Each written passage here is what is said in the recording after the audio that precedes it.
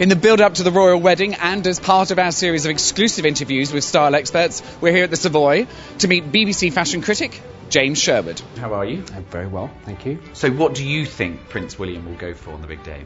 It'll be full dress for the RAF. It won't be as elaborate as a naval uniform, and also he won't have all the decorations because he hasn't served for that long. It would look quite strange to see him with too many medals. It's a little bit like Prince Edward. When you see him appearing in military uniform, you see the medals, you think, what did you get them for? You know, there's an Irish dancing and knitting. It won't be dull, but it won't quite be the, you know, you'll see his grandfather and he will just look magnificent because it will be a blaze of medals and the sash and the frogging and the gold work.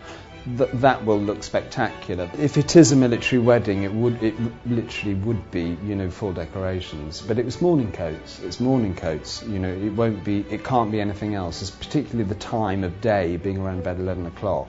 What about other details? Obviously, the detachable collars and the cuffs, the cuff links, yes, you know, those kind of details. Gloves. Well, gloves for the military boys, yes, of course, but not for morning dress. You don't really tend to see chaps with gloves. It looks ridiculous. But I always say it's the same with the Queen. You know, gloves like cars, they should only be black or white, you know, nothing else. What do you think the Queen might wear? The Queen's probably had more Prime Ministers than she's had couturiers. She's above fashion. Don't think about fashion with the Queen. But there is a certain return to a sort of new elegance. I mean, she's terribly sentimental, the Queen. If you look at the Queen, any day actually, never mind Royal Ascot, any day when it's not a state occasion, she wears her grandmother's earrings and they're just a pearl and a diamond, and the Queen Mary's earrings, and she wears them every day of her life.